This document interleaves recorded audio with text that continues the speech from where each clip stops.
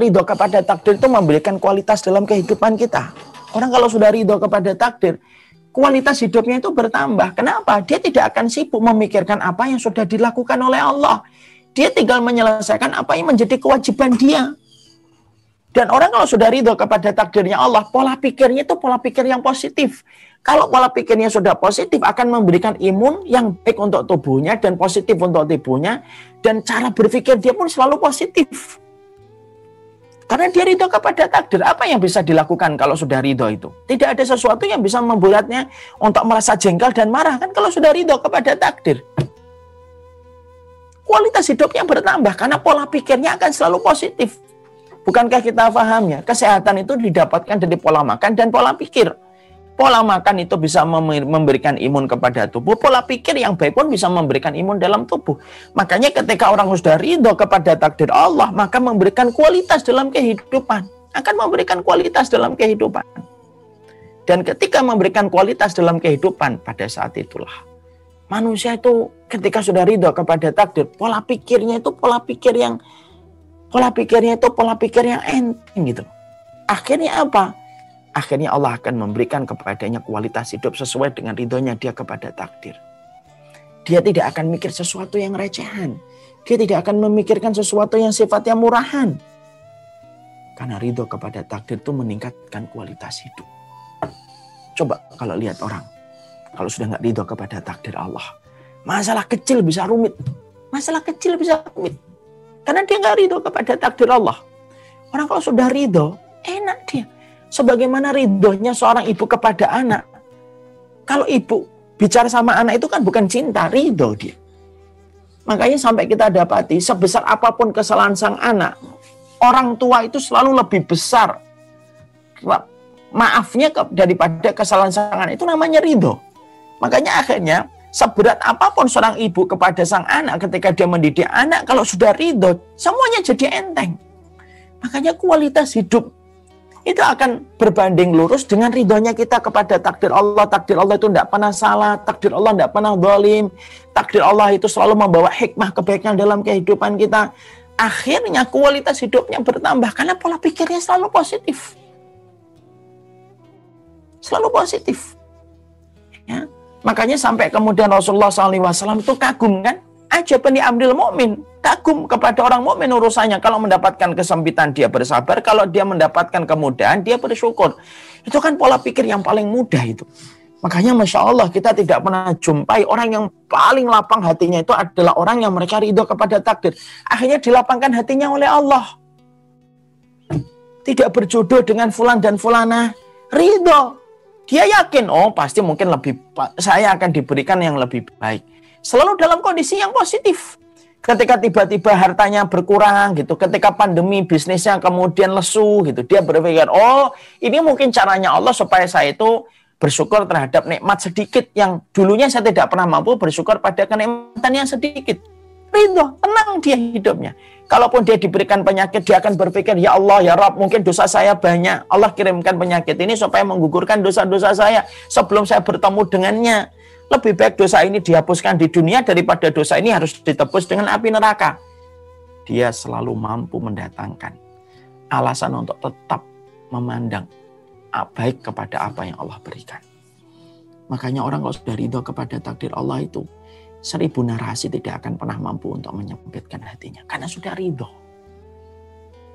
Suami istri kalau sudah ridho. Istri itu kalau sudah ridho sama suaminya, dikasih apa aja dia ridho kan. Suaminya bilang, Dek saya dipecat, tidak apa-apa, kita nanti saya rezeki bareng-bareng. Itu ridho. Dek saya kemudian ternyata ini tidak bisa, tidak apa-apa, nanti dikerjain bareng-bareng. Ridho itu. Dan ridho itu memberikan kualitas pada kehidupan kita. Itu ridho kepada takdir.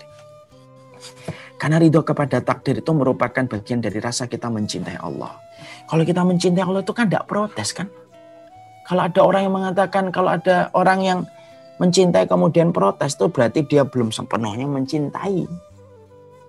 Lihat pasangan, lihat laki-laki dan perempuan kalau lagi jatuh cinta. Tidak pernah protes mereka kalau lagi jatuh cinta. Calon istrimu itu cerewet, nggak apa-apa. Tapi dia pinter, makanya dia cerewet. calon istrimu itu orangnya kurang tinggi. Oh, enggak apa-apa, tapi IQ-nya encer. Selalu mampu mendatangkan alasan. Kalau orang sudah ridho kepada takdir Allah, maka orang kalau sudah ridho kepada takdir Allah itu apa?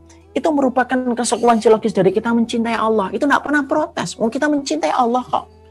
Orang yang mencintai itu tidak butuh syarat. Dia tidak perlu syarat yang rumit ketika dia mencintai Allah. Sebagaimana kita melihat apa yang dilakukan oleh Nabi Ayub dan Sa'ad bin Abi Waqqas. Sa'ad bin Abi Waqqas dan Nabi Ayub itu Masya Allah itu. Saya masih susah, berat betul ini. Tapi ini kita harus sampaikan supaya kita bisa belajar bareng-bareng. Nabi Ayub itu dikasih sakit pada usia 70 tahun. Usia yang tidak lagi muda. Sudah tua.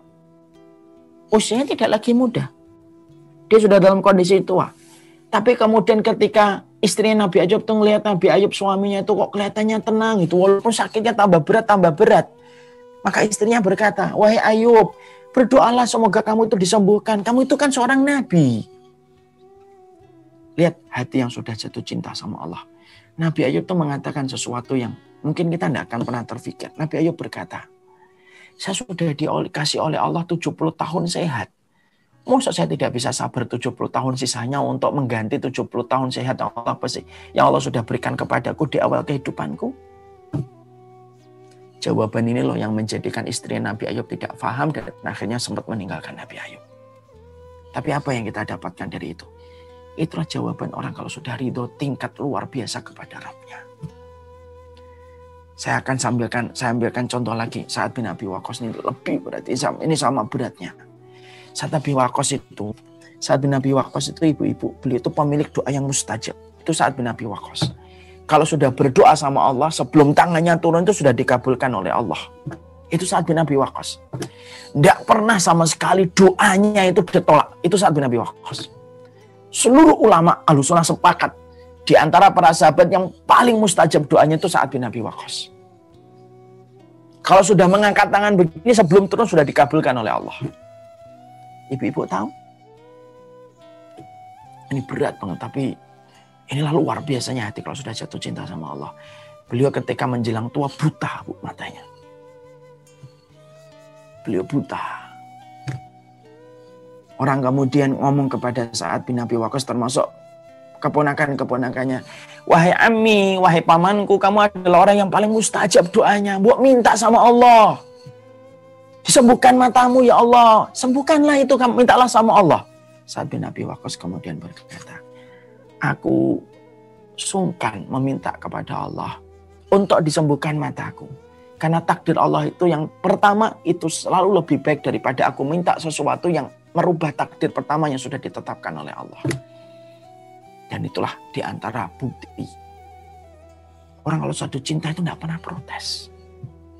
Saya mengatakan ini tidak gampang. Perkataan Sa'ad bin Abi Waqqas itu berat sama dengan perkataan Nabi Ayub. Tapi ini contoh untuk kita semuanya. Sampai Sa'ad bin Abi Waqqas itu berkata, aku tidak mau berdoa untuk meminta supaya takdir pertamanya Allah yaitu menjadikan aku buta itu. Lalu aku minta supaya takdir itu dirubah lagi oleh Allah. Karena takdir Allah yang pertama itu pasti baik. Dan itu menunjukkan rasa cintanya Sa'ad bin Abi Waqqas kepada Allah. Saya mengatakan perkataan Sa'ad bin Abi Waqqas itu tidak gampang. Berat Ustaz, berat luar biasa.